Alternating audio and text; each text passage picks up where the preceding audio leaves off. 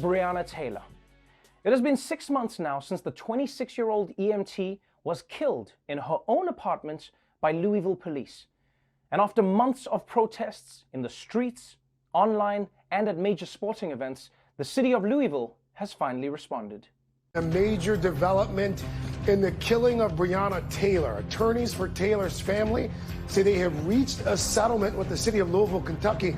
That settlement includes a financial agreement and police reforms. $12 million in a settlement, a civil settlement for Breonna Taylor, but the lawyers and the mom and everybody there making it clear that this fight is not over. They did announce, though, that along with that civil settlement, there are a number of police reforms, including a housing credit for officers to live in low-income housing, to live in the communities that they police, creating a program to include social workers for assistance on police runs, commanding officer to review search warrants before the officer seeks a judicial warrant. Those are some pretty serious reforms for the police department. Okay, there's a lot going on right here, so let's try and break it down.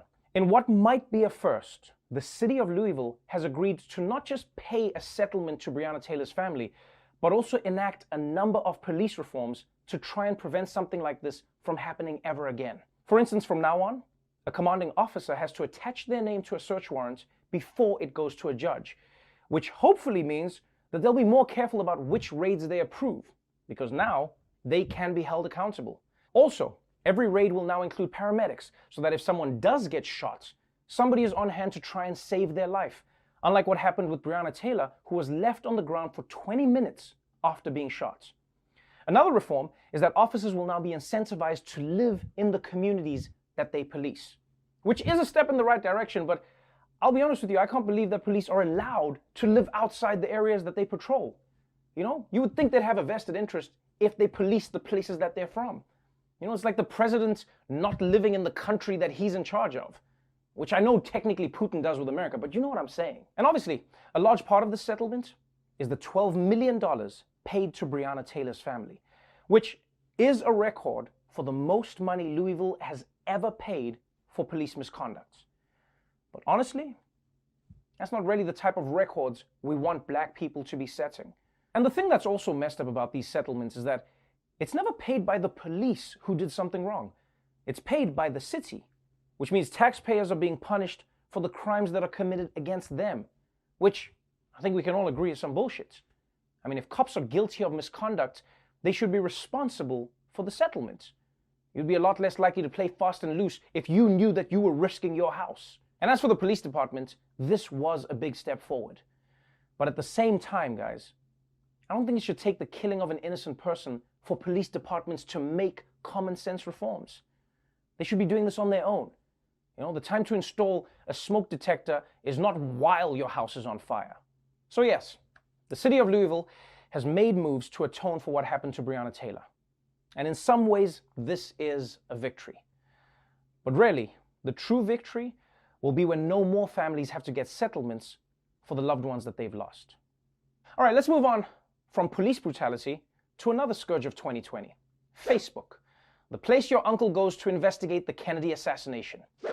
There's no denying that although Facebook publicly denounces hate speech and misinformation, it's also become a big part of their business, which is why today, hundreds of celebrities have teamed up to send a message to the Zuck. Kim Kardashian West and other celebrities say that they are freezing their Instagram accounts today to protest how its parent company, Facebook, has handled misinformation and hate speech. Kardashian West has 188 million Instagram followers. Other celebrities freezing their accounts for the day include Katy Perry, Leonardo DiCaprio, and Jennifer Lawrence. It's part of the Stop Hate for Profit campaign that has pressured Facebook to remove hate speech. Some have criticized the celebrity Instagram freeze as a stunt, saying it's not much of a sacrifice. Okay, this is an interesting one. On the one hand, I agree with people who say it might not be a huge sacrifice to not post on social media for one day.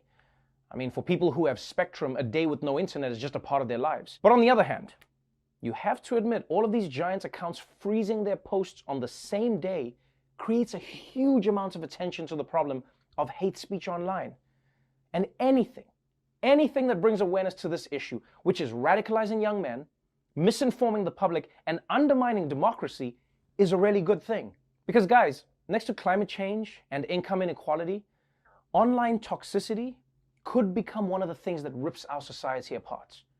Right now, there are fake accounts that exist just to piss you off. Fake accounts that try and get black people and white people to hate each other. People spreading conspiracies about vaccines, sex trafficking, and the Holocaust. And as we've seen in India and Myanmar, even Kenosha, Wisconsin, hate that started online can easily cross over into the real world. So look, maybe this one-day boycott isn't the silver bullet, but at least it's a step in the right direction.